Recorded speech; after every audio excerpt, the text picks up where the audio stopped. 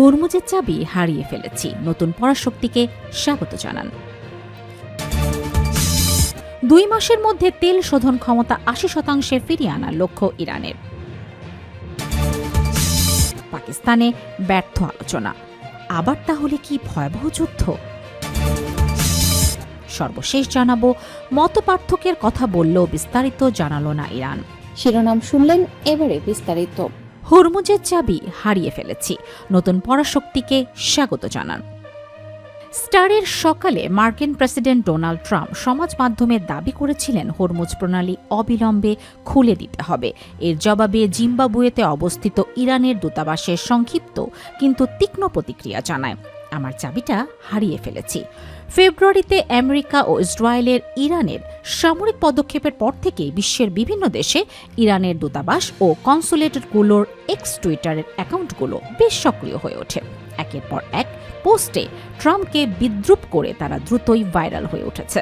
এই অনলাইন প্রচারণায় বিশেষভাবে এগিয়ে রয়েছে আফ্রিকার দেশগুলোতে অবস্থিত ইরানি মিশনগুলো।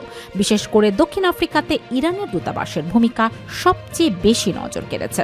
গত বুধবার যুদ্ধবিরতি কার্যকর হওয়ার দিনই দক্ষিণ আফ্রিকায় ইরানি দূতাবাস তাদের এক্স অ্যাকাউন্টে লিখেছিল, বিশ্বের নতুন পরাশক্তিকে স্বাগত জানান।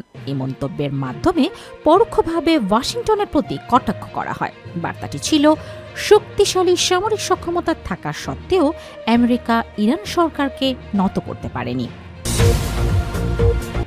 2 মাসের মধ্যে তেল শোধন ক্ষমতা 80% ফিরিয়ে আনার লক্ষ্য ইরানের।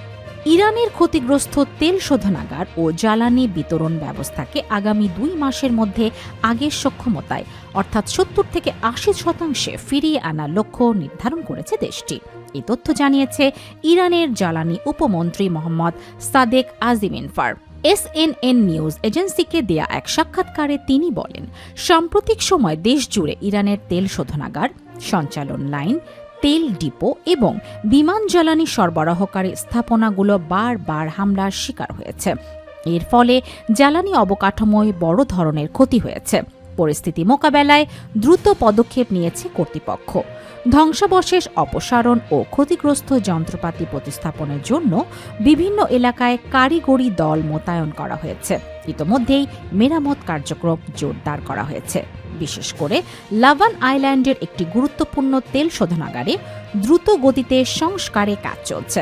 সংশ্লিষ্ট কর্মকর্তারা জানিয়েছেন, আগামী 10 দিনের মধ্যে ওই শোধনাগারের একটি অংশ পুনরায় চালু করার পরিকল্পনা রয়েছে। পাকিস্তানে ব্যর্থ আলোচনা, আবার তাহলে কি ভয়াবহ যুদ্ধ? যুক্তরাষ্ট্র এবং ইরান উভয় পক্ষই পাকিস্তানের শান্তি আলোচনায় অংশ নিয়েছিল। যুদ্ধে তারা জয়ী হয়েছে এমন দাবি নিয়ে। তাই এত অল্প সময়ে কোনো একটি চুক্তিতে পৌঁছানো দেশ দুটির পক্ষে স্বাভাবিক বিচারেই কঠিন ছিল। ইতোমধ্যেই ব্যর্থতার জন্য উভয় পক্ষই পরস্পরকে দায়ী করে ফিরে যাচ্ছে। গত বুধবার দেশ দুইটির মধ্যে যে যুদ্ধবিরতি চুক্তি হয়েছিল তা শুরু হয়েছিল মার্কিন প্রেসিডেন্টের অ্যাপোক্যালিপটিক বা ধ্বংসাত্মক হুমকির মধ্য দিয়ে, যেখানে তিনি ইরানি সভ্যতা ধ্বংস করে দেওয়ার কথা বলেছিলেন। কিন্তু এখন তাহলে কি হবে? যুদ্ধবিরতি কি বহাল থাকবে? বিবিসি সংবাদদাতা জো ইন উড বলেন, ইরানের উপর নতুন করে হামলা শুরু হবে কিনা তা নিয়ে কোনো ঘোষণা আসেনি, তবে হামলার সম্ভাবনা যে নিশ্চিতভাবে বেড়েছে তাতে কোনো সন্দেহ নেই। হরমুজ প্রণালী যে গুরুত্বপূর্ণ জলপথ, যা ইরান আংশিকভাবে কিন্তু কার্যকরভাবে বন্ধ করে দিয়েছিল, তা আলোচনার মাধ্যমে পুনরায় খুলে দেওয়ার বিষয়টি আপাতত আলোচনার টেবিলের বাইরে রয়ে গেছে। কিন্তু পারস্য উপসাগরে কয়েকদিন আগে মোতায়েন করা 2টি মার্কিন যুদ্ধজাহাজের উপস্থিতি ইঙ্গিত দেয় যে যুক্তরাষ্ট্র হয়তো অন্য কোনো পথের কথা ভাবছে।